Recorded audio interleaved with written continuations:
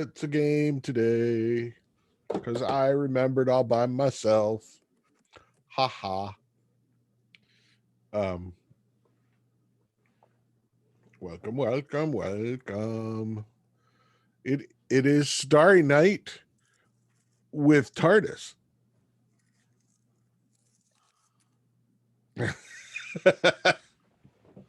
So there you go. We're gonna wait for other people to come. Um,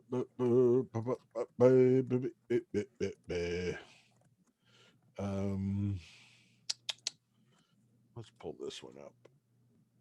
So there we go.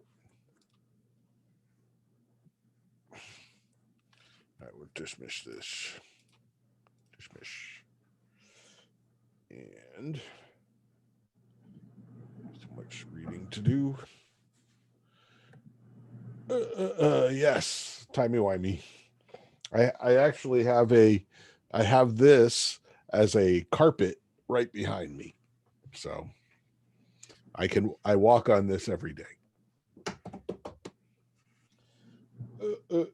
I am charging my PS Vita as we speak because Sony announced today that they are closing the PlayStation stores for PS Vita, PSP, and PS3. So I have to make those essential Vita purchases before I can no longer make any more Vita game purchases. But I think I have all the Vita games. I'm not sure. I want to look. I the only one I think I should have that I don't have is Tearaway, which was designed for the Vita but actually came out on the PS4. The other big one to play, I guess, is Gravity Rush, which I have, although I haven't played it. I've got a lot of Vita games that I have not played. Because then I got a 3DS and just started playing 3DS games, I guess. I don't know. And now I'm on a Switch, and if I want to go mobile, I carload that thing around. But honestly, haven't taken it anywhere in ages because I go nowhere. Woohoo! We are recording. Is Varun here? No, Varun does not come on Mondays. Okay, so that's good to know. Varun does not come on Mondays. So if you need Varun, drop him a line in the Discord. His Discord name is Geralt, I believe. Yes, Geralt. I guess he likes The Witcher 3.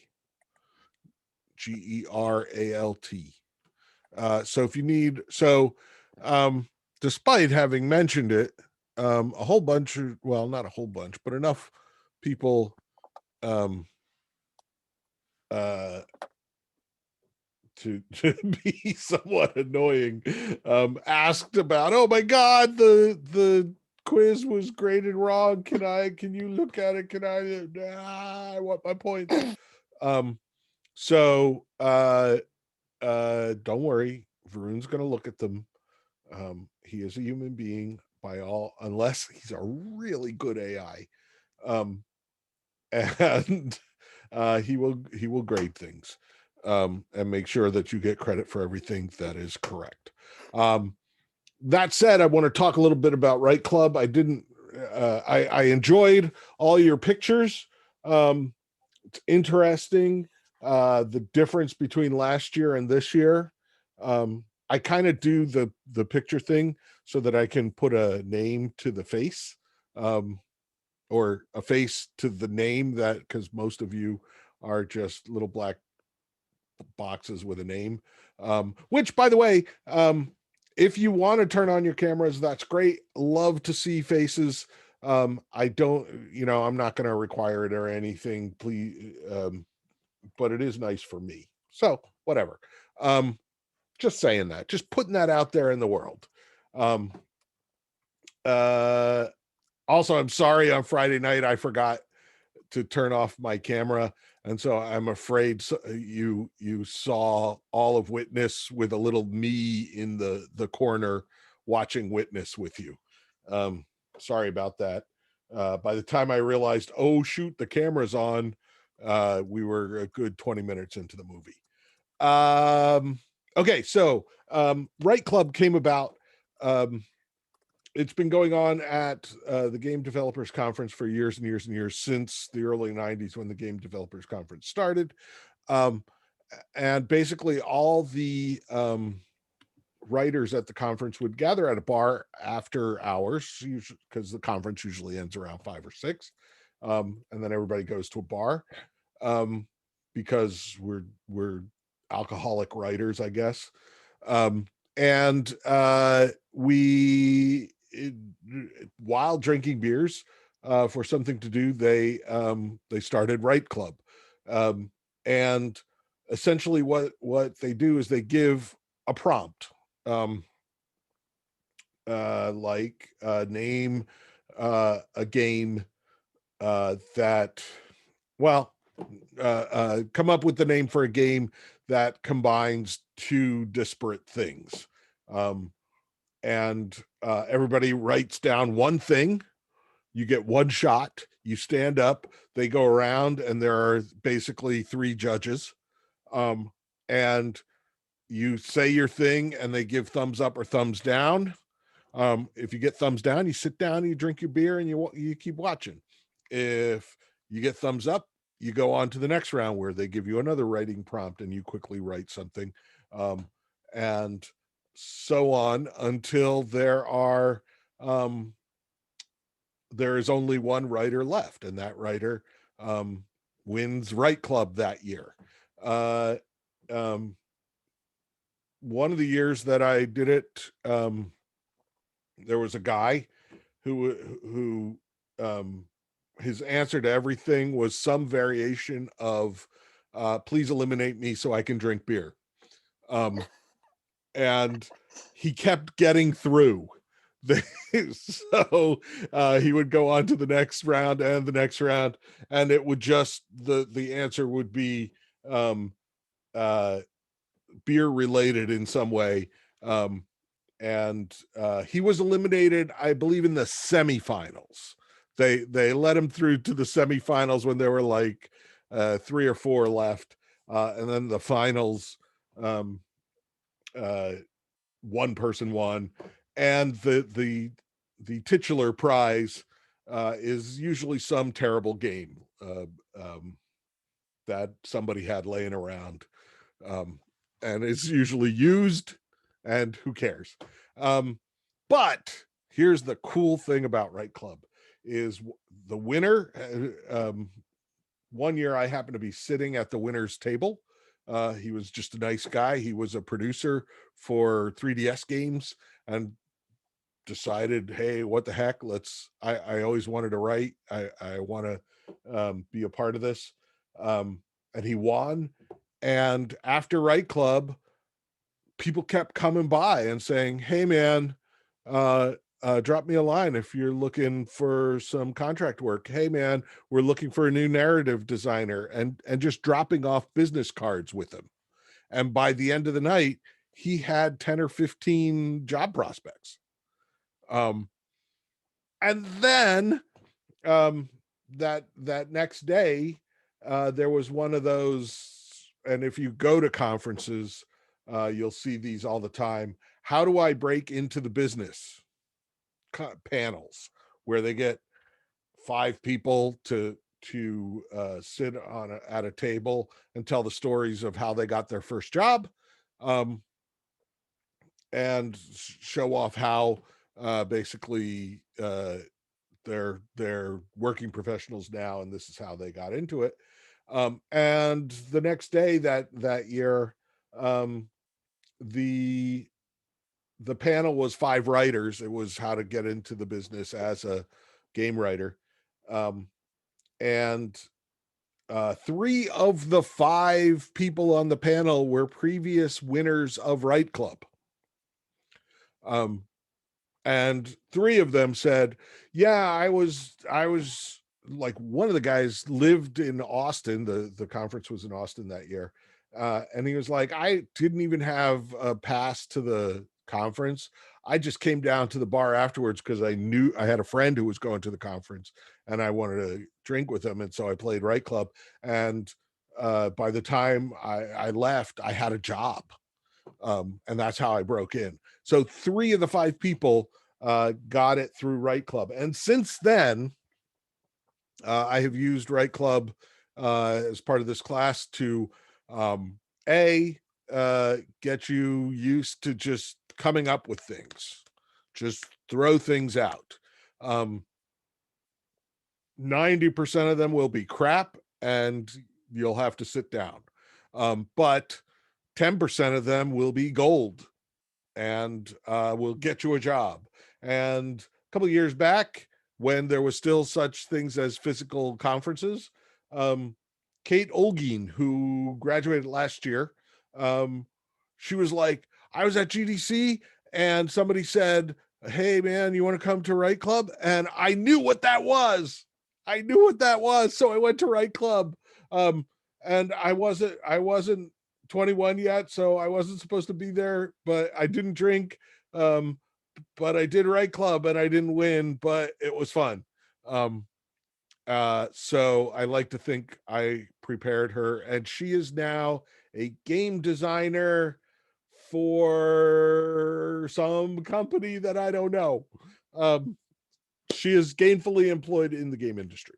So from here on out, that first one was a warm up for a warm up. Um, I went through them all. If you haven't gotten it in yet, get it in. There were a couple, I think like two people who hadn't put it in. Um, and I understand the whole, I just got into the class on Friday at 5 and they didn't add me to Canvas and blah, blah, blah. So if you get it in, I'll look at it. I'll give you credit. Um, in general, I thought this one was interesting, especially compared to last year, because last year everybody was stuck at home. Like we went away for spring break and uh, never came back, and so there were a lot more family pets.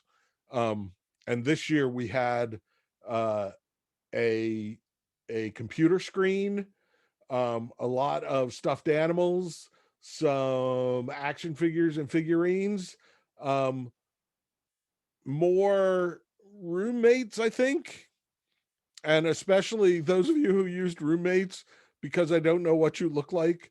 I'm not always sure which one is the roommate and which one is you. Um, there were a couple of people who didn't put themselves in the picture at all. I didn't take off for that because people are shy and weird sometimes, and that's okay. Um, but I would have liked to see you. Just I'm not going to show anybody else. Um, it's just a way for me to put a face to these little names. Um, Also, some fun stories. So, yay. Um, the new Right Club is due on Thursday. And again, if we were meeting in person, we would do this in class. Um, and it would take about 15 minutes and then it would be done. I honestly think, oh, by the way, in regular Right Club, in real bar professional writer Right Club, you get one chance um, to come up with something good, and if the judges don't like it, you you get the thumbs down, right? Um, in this Right Club, um, you get three chances to come up with something good, and if any of your three chances is what I consider good, you get full credit.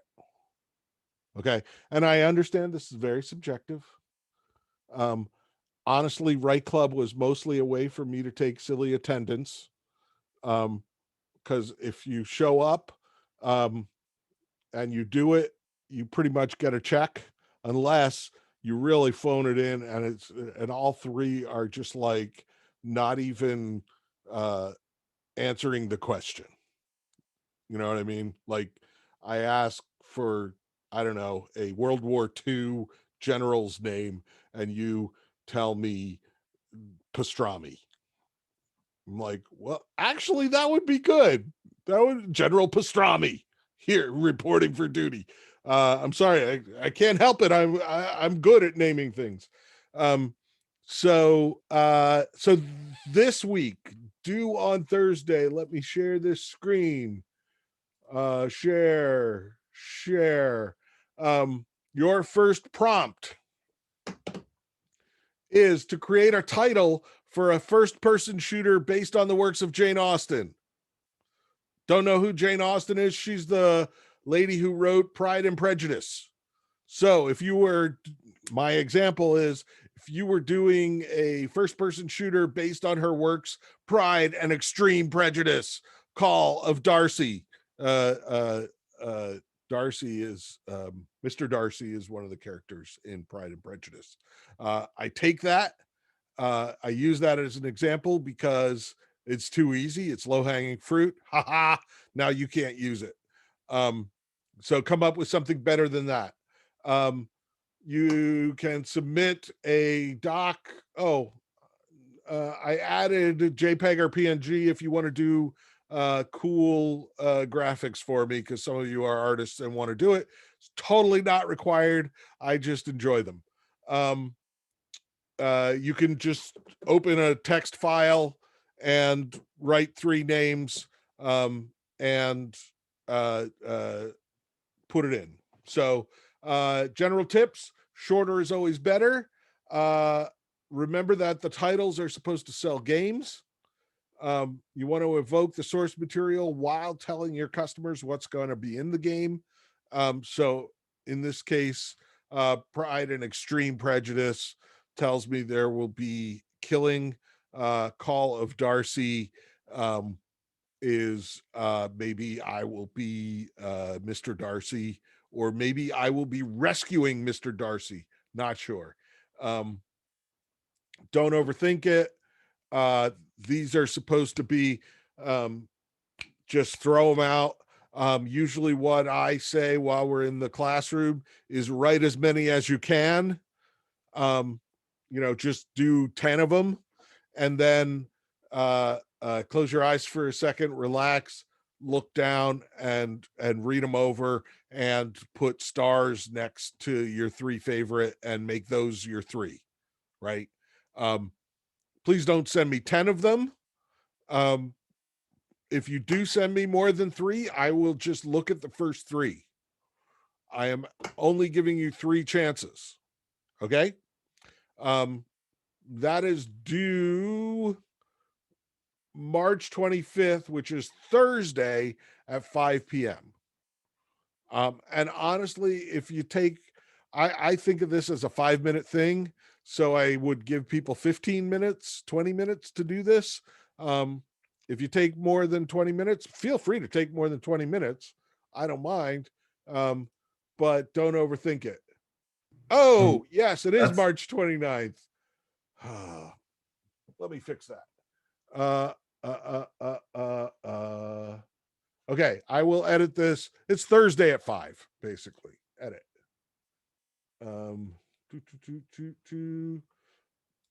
Why did it say? Oh, because I was looking at March. It's April 1st at 5 p.m. Done. Now you see behind the. There it is. April 1st at 5 p.m. Okay. Also, reading assignment 2, reading quiz 2 is up. That is due Friday night at midnight.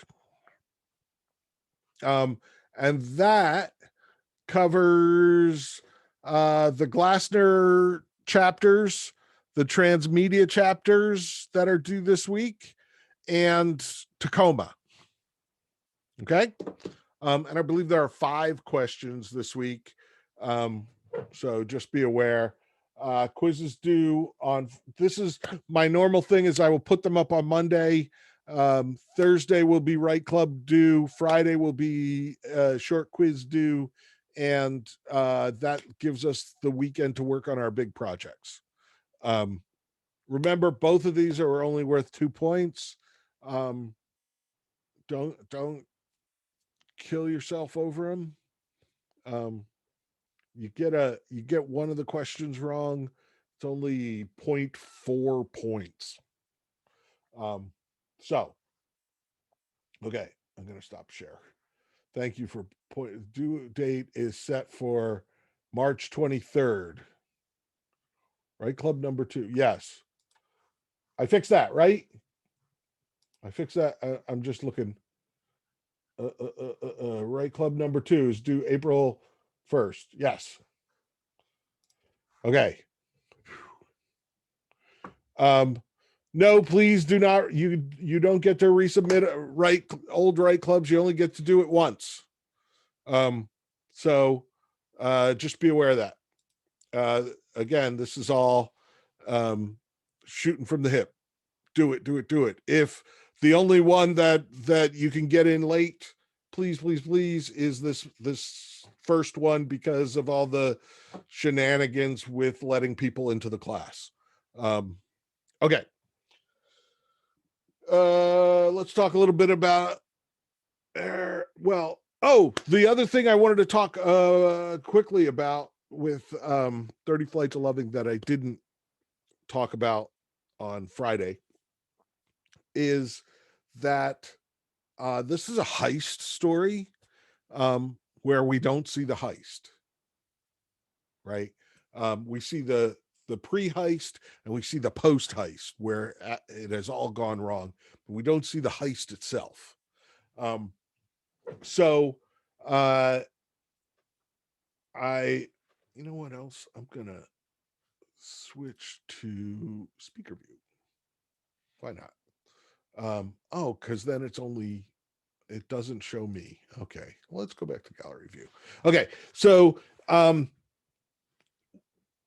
so it decides what to show and what not to show, right?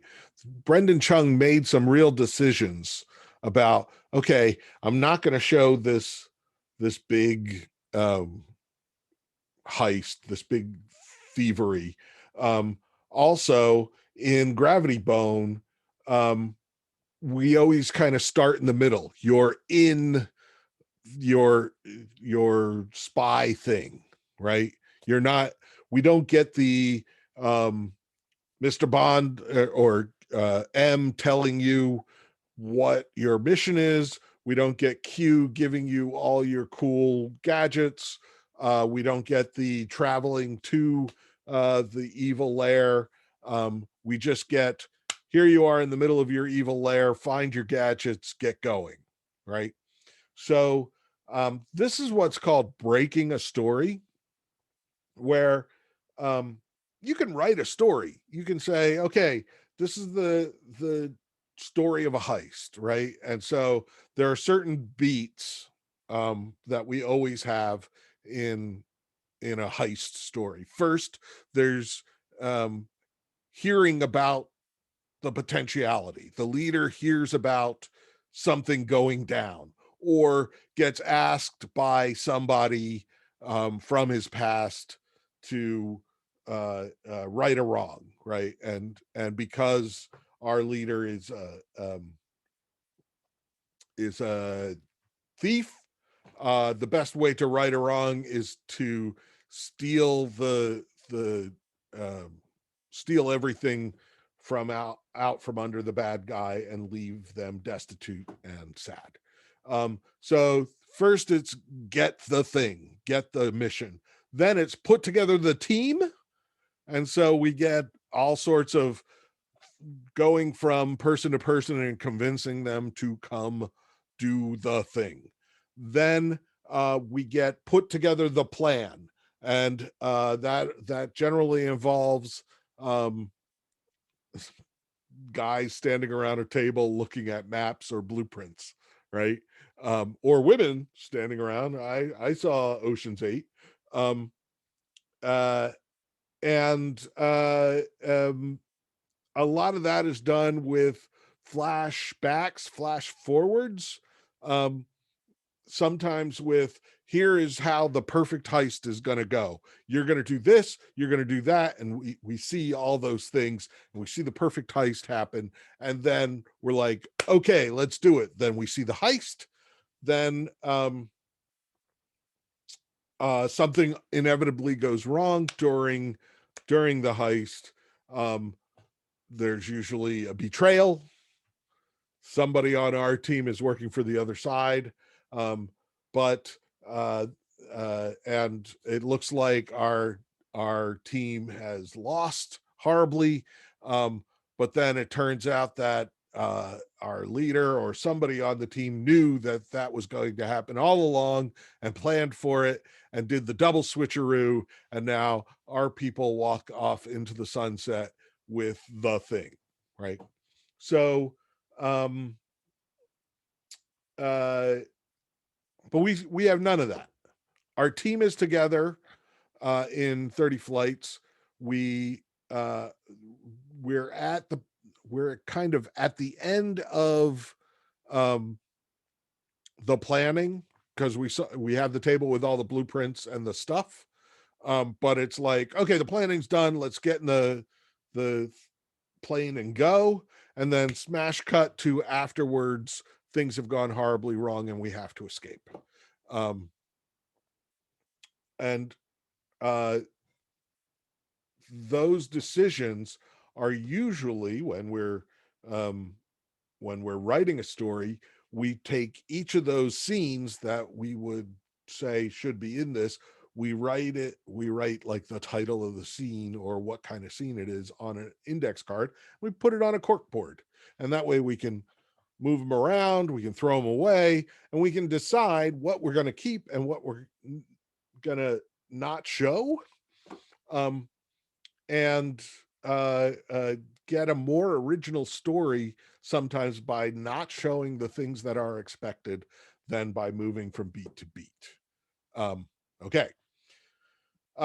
So let's go to Aristotle. Aristotle was what is called a natural philosopher, right? Anybody give me a quick who was Aristotle?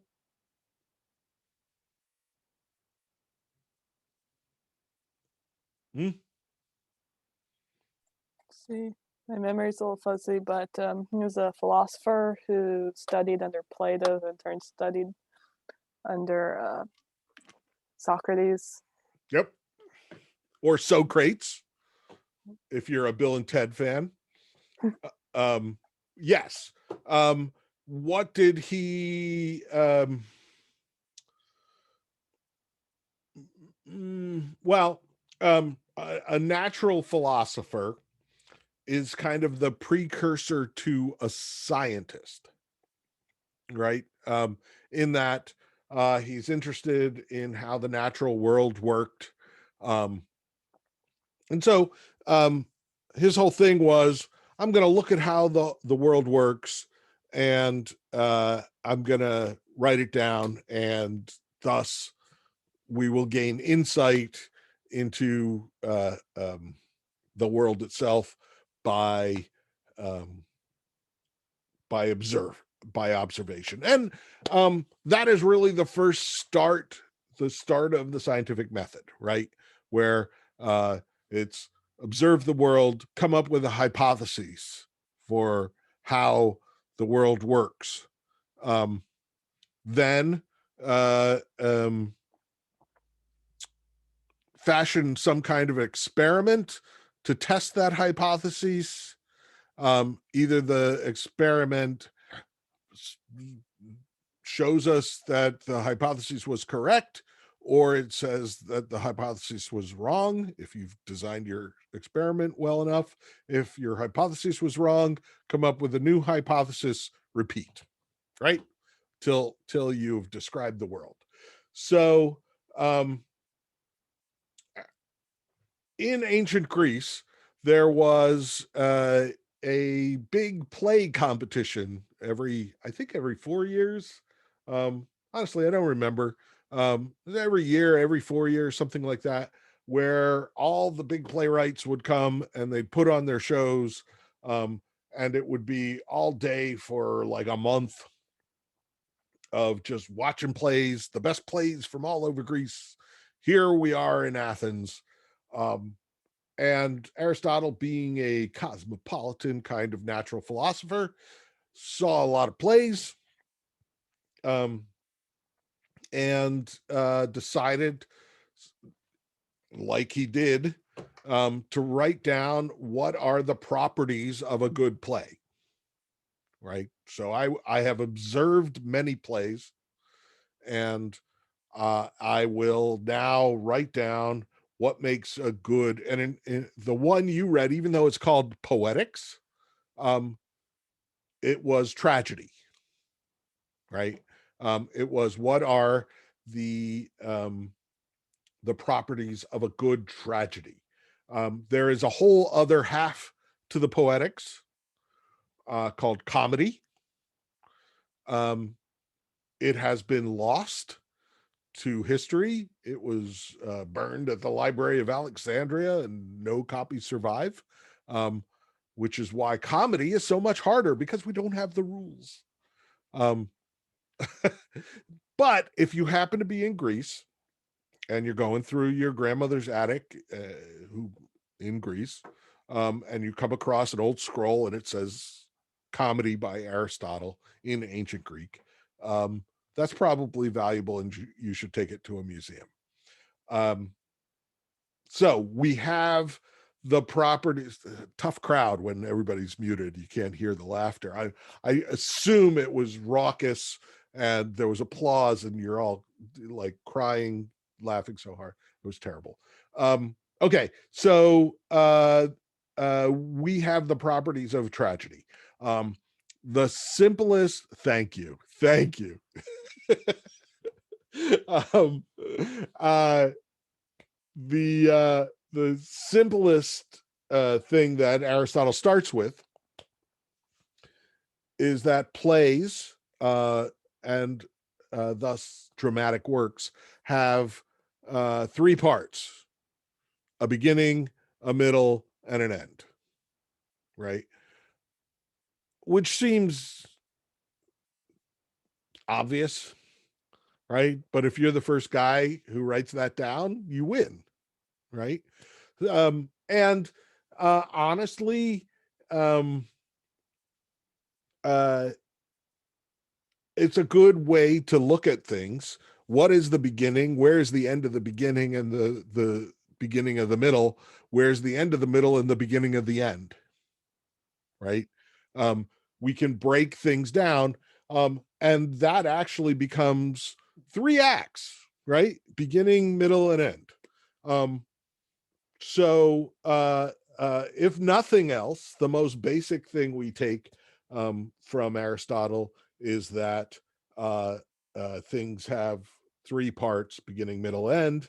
Um, he also talks a lot about how, tragedies are about noble people being brought low. He talks about catharsis, and the idea of um, uh,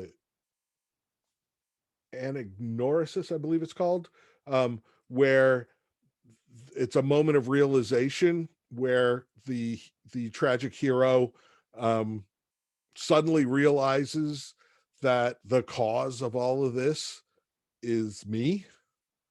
No, I call it the no moment. That moment where the character just looks up and goes, no, right? um and it's now used in a lot of comedy, because it's silly, it's cliched, and it's old. But once again, when you're in ancient Greece, everything is new. um he also talks, and I'm like speeding through this. We could spend a week on the Poetics easily, but I assume that you've all, well, at least heard about this sort of thing in high school. um I think I hit it in 8th grade and again in like 12th grade, depending on uh, uh, your school district, maybe different times. Um, but you know, the whole we had to read Oedipus Rex, um, which is the whole I mean, Oedipus Rex is a detective story where Oedipus, who's the king of Thebes, is in his throne room and there's this horrible plague. And he says, I'm going to get to the bottom of this. Um, bring me anybody who knows anything about it. And basically, this is what's called a processional tragedy because the Greeks and Aristotle especially defined what is called the unities. And I think there are 4 unities, but generally we go with time, place, and action, right? So unity of time is that it the time that passes for the characters in the story is exactly the amount of time it takes to watch the work, right? So if it's a 2-hour long play, 2 hours pass in the lives of the characters. Um, and honestly, games do this better than movies. Like we've gone away from this in movies and television. It sometimes happens in plays, but anytime there's a fade out and a fade up, or people get to sleep, or our hero gets knocked unconscious and wakes up later, we have broken the unity of time, right? There was a show, I want to say early 2000s, called 24, right? And there were 24 episodes in a season.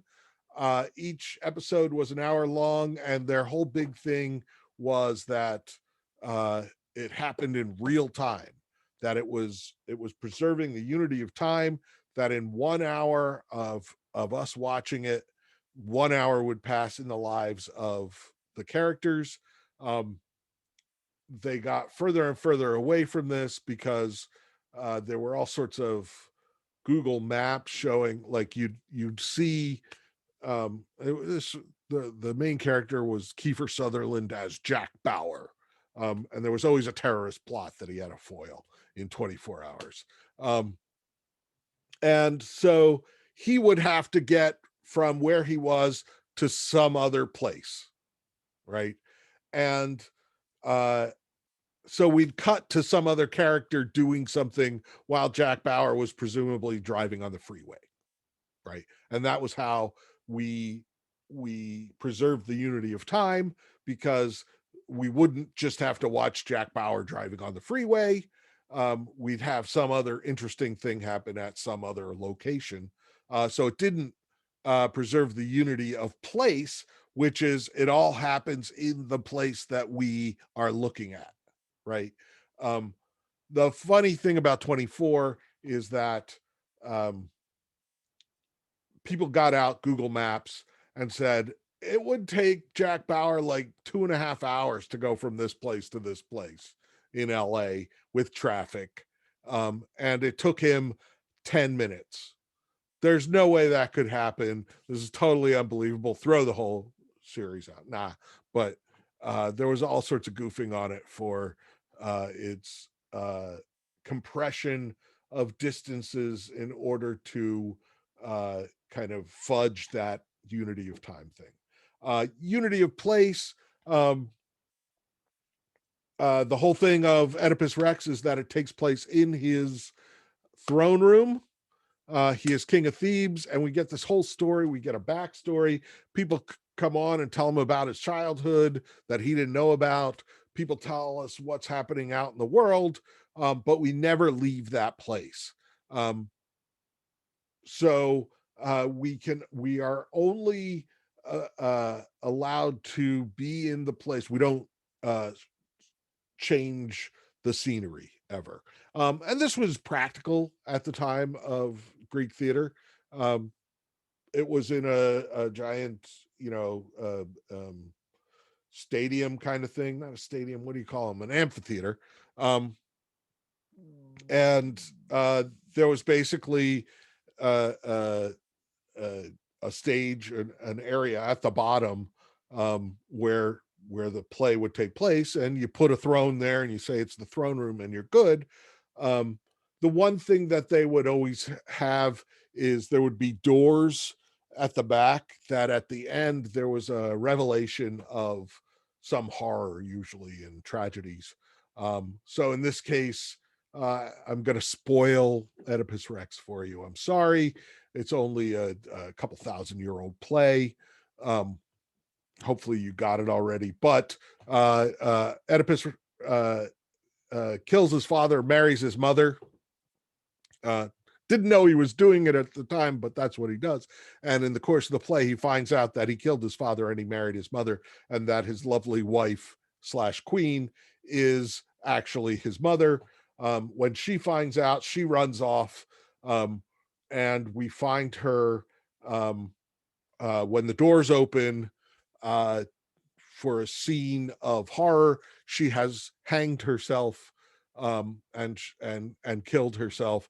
And the way we do that in ancient Greek theater is that we either have a dummy or we have a harness for the actress hanging, so that we don't have to go through a new actress every performance.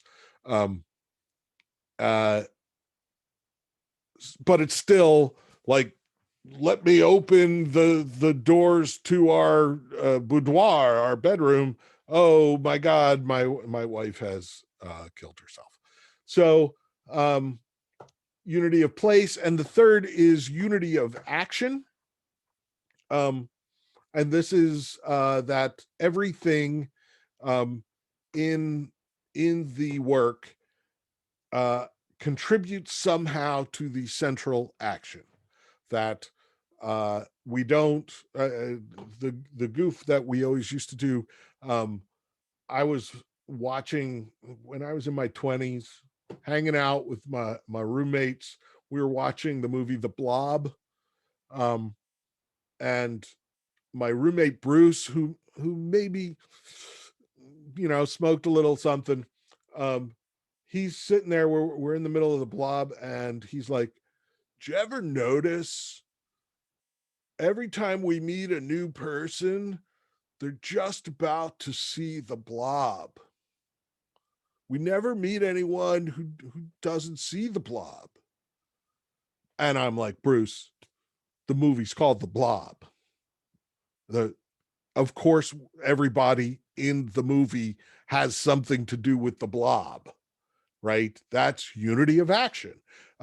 Imagine if we'd cut away to an old lady knitting in Alaska, right?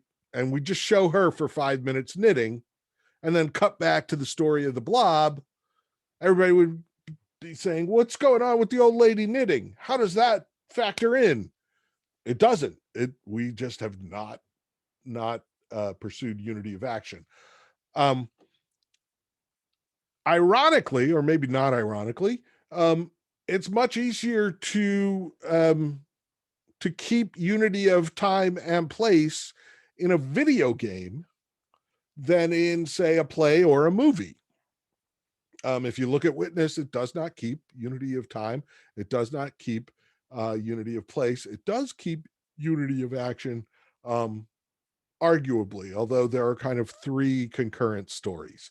Um, so if we have a um, a an open world game, right? Um, the place is however big the place is, right? And I think of the Fallout games. I think of Fallout 3, where I walked from one end of the map to the other just to see if I could, and I could, right? Um, I am always in the place that I am looking at, right?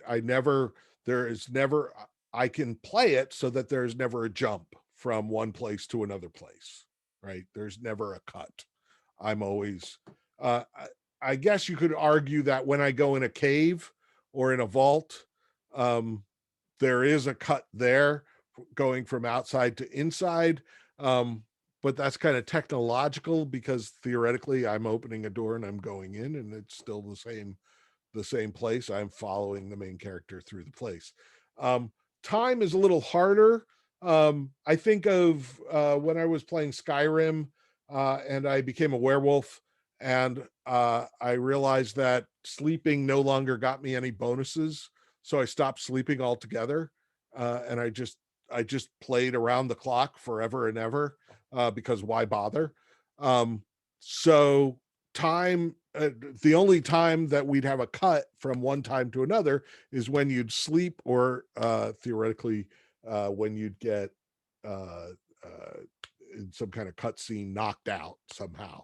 um, in fact, your life doesn't preserve unity of time because every time you go to sleep you've got this break in time where you have no idea what happened. All sorts of things can happen. And one of the first things you do when you wake up is find out what happened while you were asleep.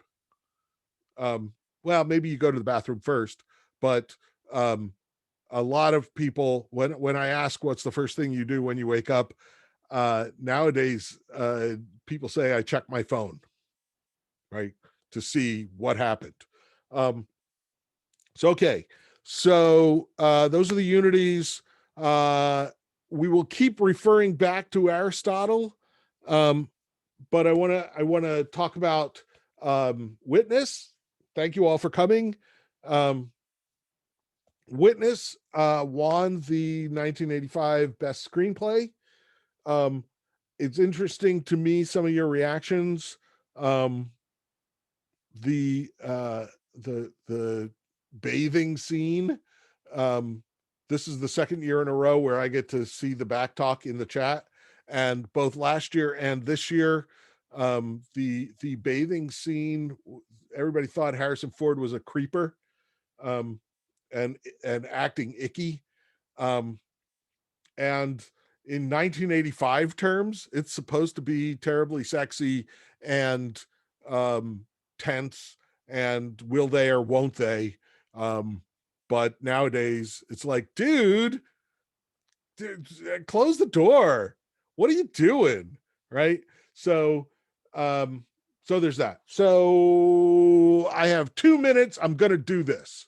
Um, I would like to share my whiteboard. Share. Okay. So um uh, I've already screwed it up horribly. Let's clear that. Clear all drawings. Okay. Let's draw a straight line. Okay. Okay. So this is the line of a movie. A movie is about 2 hours long, right? Um, I'm going to go back to freeform. Okay. Movie is about 2 hours long. So this is minute 0. This is minute 120, right? Um, we divide up movies into what we call 3-act structure. Um, this is not every movie is in 3 acts, but the basics of Hollywood movies are in 3-act structure. You read Robert McKee's story. You read uh, I've got a pile of them. The lean forward moment, Save the Cat, all the screenwriting books, 3-act structure. Okay, so you've got Act 1 here, Act 2 here. Oh, also, in standard font and formatting for a screenplay, it averages out to about a minute a page. Um, Obviously, sometimes, it'll say there is a car chase on the script and it'll be a 10-minute car chase. Um, Other times, it will be a long description of the mad scientist lab that we take in 2 seconds of the shot. So, but in general, it balances out. So a 2-hour screenplay is about 120 pages long, give or take. Um, so, uh, the first act, Act 1, Act 2, and Act 3. Basically, the first quarter of your story is Act 1. The next half of your story is Act 2, and the final quarter of your story is Act 3. So that means that Act 1 goes to about page 30. Act 2 goes to about page 90, and we're done at page 120. Why do we do it this way? Beginnings get us going, but we really want the middles. The middles are the meat and potatoes of the story, until the end, which is one last big thing. Shouldn't be as long as the middle. So also, if you look at screenplays, and if you Google your favorite movie screenplay, you can probably find the screenplay of your favorite movie. And look at this. So, somewhere in the first act, in fact, we know about page 17, is what we call the catalyst, or the inciting incident.